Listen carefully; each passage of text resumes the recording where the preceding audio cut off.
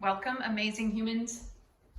I'm assuming we've done the 3 repetitions for the 5 Tibetan Rites. Yoga for youth restoration, so I will have this listed in the description box. This is the book that I'm going by as far as this practice is concerned. So there, that is right there. And we are going to get right into this. So keep in mind that you want to be warmed up before. I have the Chakra Yoga body scan that I recommend you do, and at least a 5-minute warm up to get your nervous system and muscular system prepared for movement. And this does end up to be an endocrine system stimulating practice. And you'll learn more about it when you read the books. So let's get started. We are on the 5 repetitions. So we're starting with rite number 1, and it's a chakra spin reset.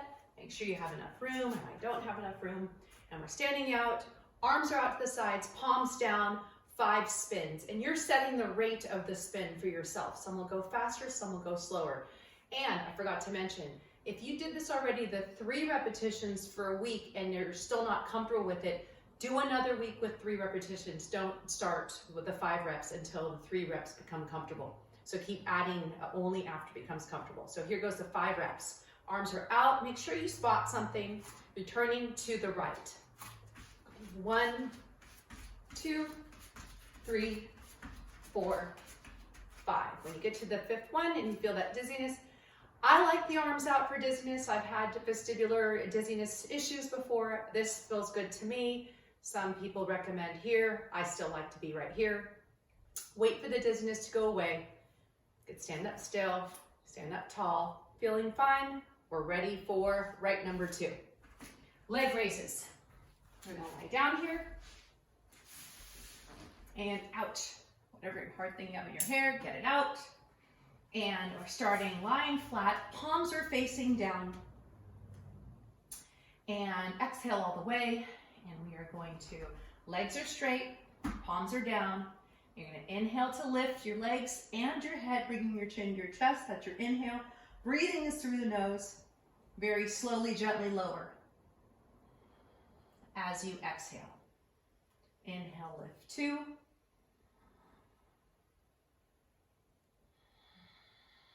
Exhale, lower. Inhale, lift 3. Exhale, lower. Inhale, lift 4. Exhale, lower. And inhale, lift 5. And exhale, lower. A little bit harder than the 3. Moving on.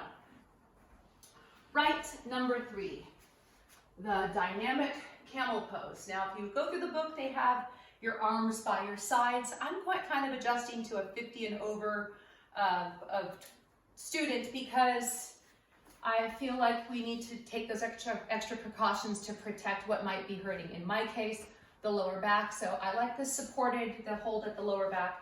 In the book, it has your arms here, but I have this here because I want my hips to go forward and my head to go back. I'm going to start with an exhale, chin to chest. As I inhale, my hips go forward, go into camel pose, neck extension back. Inhale. 1. Exhale the chin to chest. Inhale, arch back. It's 2. Exhale all the way chin to chest. Inhale back. It's 3. Exhale all the way chin to chest. And inhale back. It's 4. Exhale, chin to chest. Last one. And that's 5.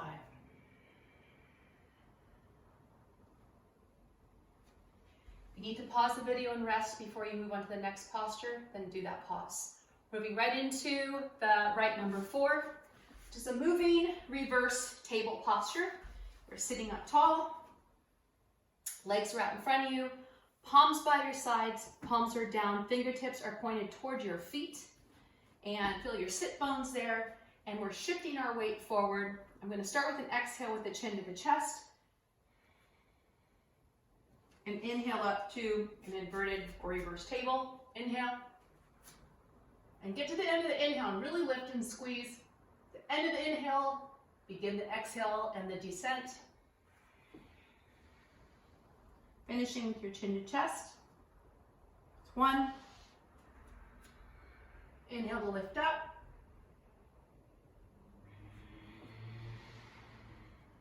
That's 2. Exhale, chin to chest. Inhale, lift.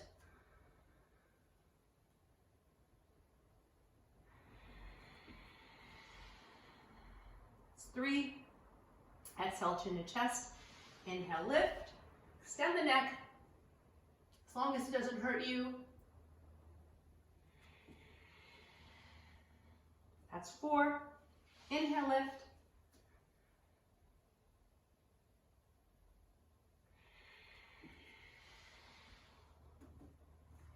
And that is 5. Shake out those wrists. And right number 5. Pause the video if you need a rest. Get a drink of water if you need to. Or if this is too much for you, go back to the 3 repetitions. Don't do the 5 repetitions, maybe in another week or so. Be gentle and kind to yourself. Notice if you're being overambitious, lazy, or just about right. So be fair with your current condition. Honor your current condition. Right number 5, last one is, it resembles upward dog and downward dog. I call it a rocking dog because you're kind of going in and out of those postures, but they aren't necessarily the posture in yoga. And the breathing is reversed, in my opinion. It feels reversed. Some people still do it the other way, but I'm going to do it the way I've learned how to do this practice. I protect my lower back. A lot of people don't do this with the knees down. I do to protect the lower back. So I start in kind of a table pose. I know my knees are back, not underneath my hips exactly. But I'm going to start here. Toes are curled under, and I'm going to relax down into, I'm holding this pose here, and then I'm going to exhale into what seems like an upward dog. So exhale and release and let your back sort of sag down as long as it doesn't hurt. I'm exhaling here. Then I'm inhaling, and my chin is going to my chest, and go into a chin lock at your down dog, aiming your heels to the floor. This is an inhale. End of the inhale, exhale. It's 1.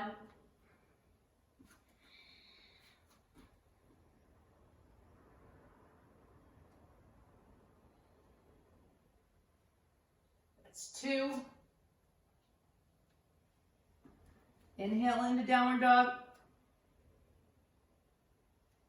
Lower exhale. 3. Inhale up.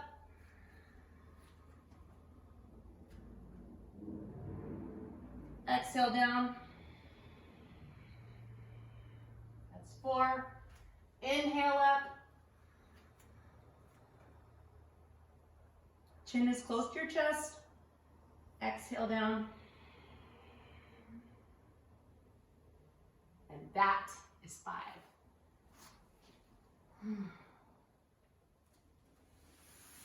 So you're going to continue 5 repetitions a day, every morning for the next 7 days. And if that feels good and you feel like you've mastered it in 7 days, then you're going to go to 9 repetitions a day.